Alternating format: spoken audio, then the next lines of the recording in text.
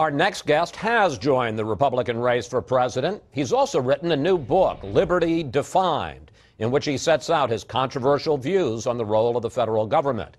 Congressman Ron Paul, welcome to Fox News Sunday. Thank you. It's nice to be here. You're a member of the House Financial Services Committee. I got to ask you first about the stunning arrest of the head of the IMF, Dominique Strauss-Kahn, for alleged sexual assault in a hotel room in New York, dragged off an airplane yesterday. Your reaction, sir?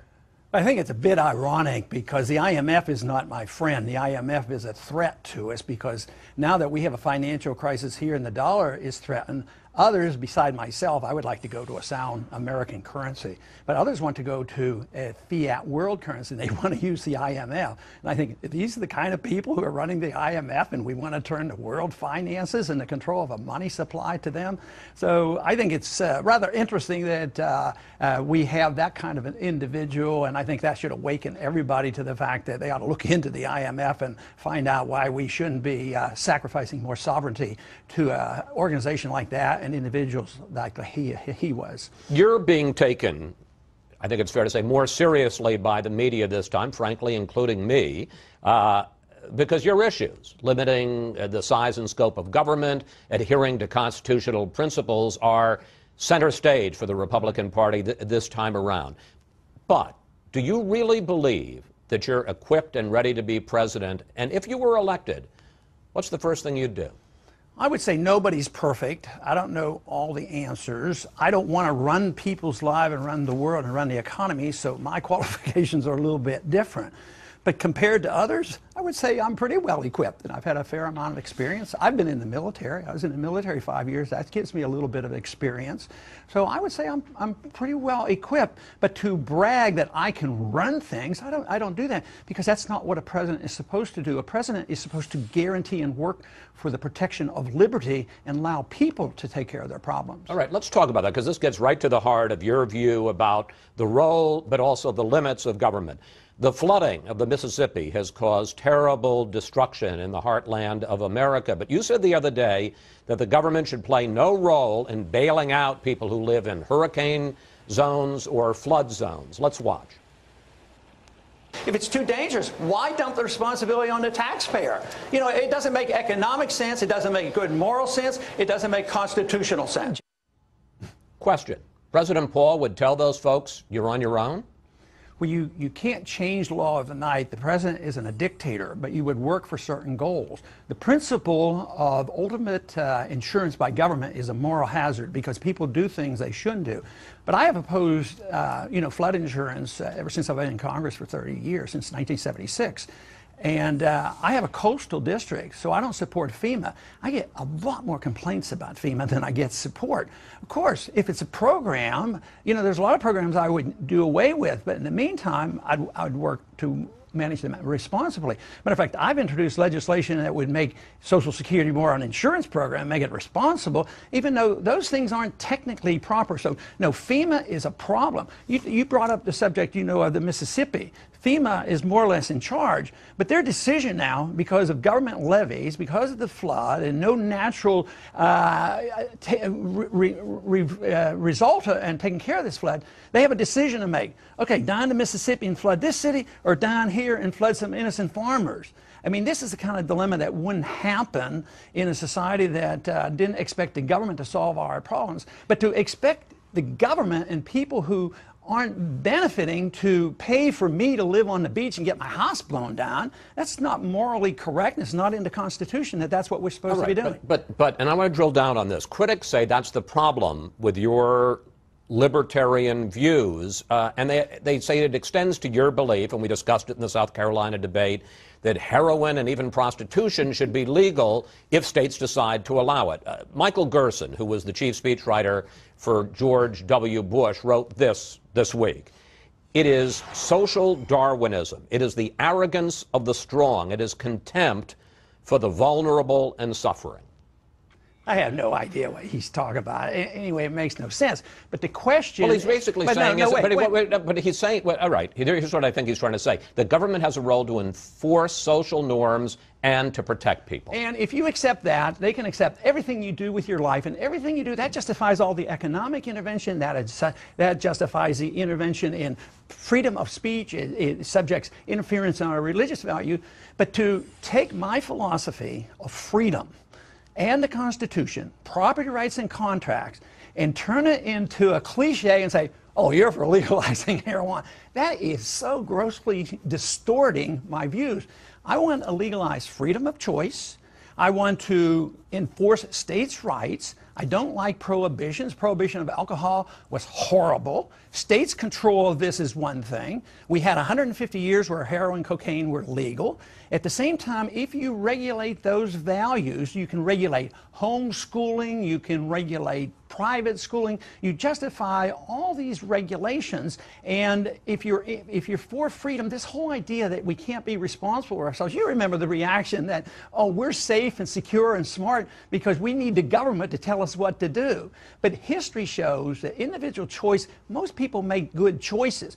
And the big important here is, as a physician and one that has studied this issue very well, drug usage and drug addiction should be a disease like we treat alcoholism. And what we have done to these people in filling our prisons for nonviolent crimes, that whole thing is being reassessed. And I think the politicians and the pundits are way behind the people on this issue. You talk a lot about the Constitution. You say Social Security, Medicare, Medicaid are all unconstitutional. Technically they are, but I Why? also just... Why? Because there's no authority there. Article 1, Section 8 doesn't say I can set up a insurance program for people.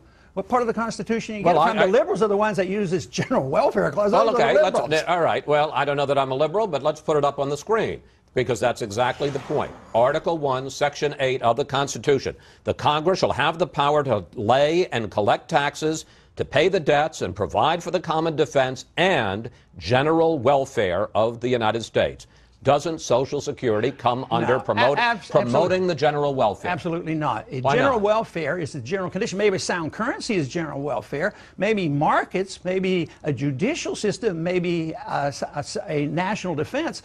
But this is specific welfare. This justifies the whole welfare state. The military-industrial complex, the welfare to foreigners, the welfare state that imprisons our people and impoverishes our people and gives us our recessions. So no, why would you have Article 1, Section A, and why would you have the Amendment number 9 and 10? That means there's no reason for Article 1, number 10. If you believe that, the General Revenue Clause, that is such an extreme liberal viewpoint that has been mistaught in our schools for so long, and that's what we have to reverse, that very notion that you're presenting. Congressman, it's not just a liberal view.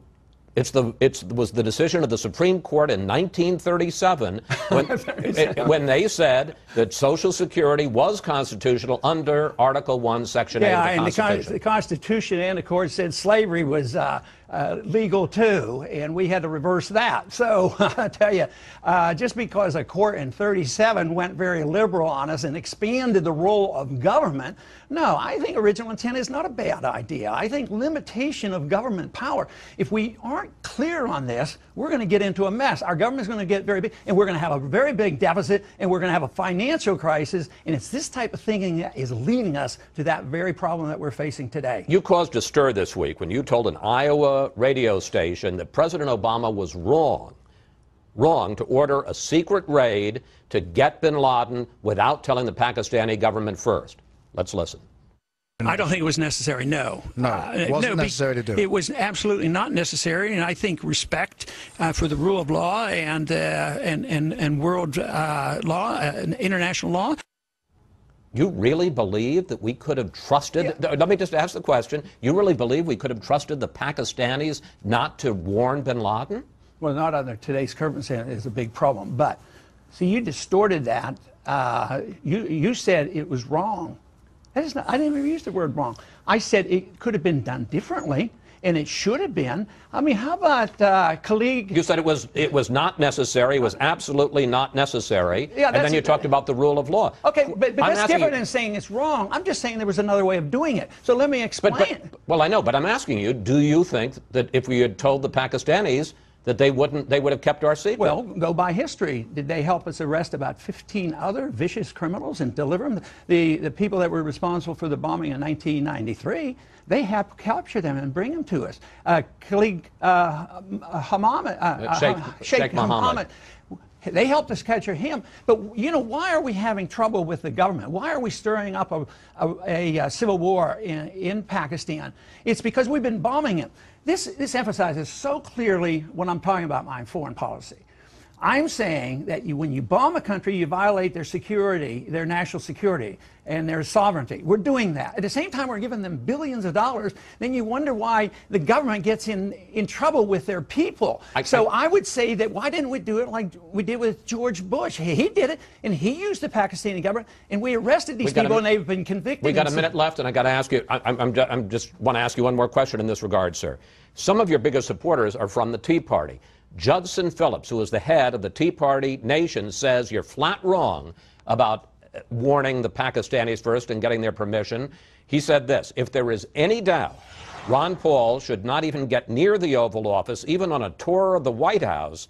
He has just revealed it. Well, that's from the Tea Party. If you use him as a spokesman for the Tea Party, then he's a Johnny-come-lately. He doesn't have the vaguest idea about the people who rally around me and what the young people are thinking. The people from 18 to 25, they're sick of this. They're sick of this spending. They want somebody to stand up and say no to the spending, no to our foreign policy, and yes to liberty, and yes to our Constitution. When we have that, we will have reforms, and we will have our true revolution that we need.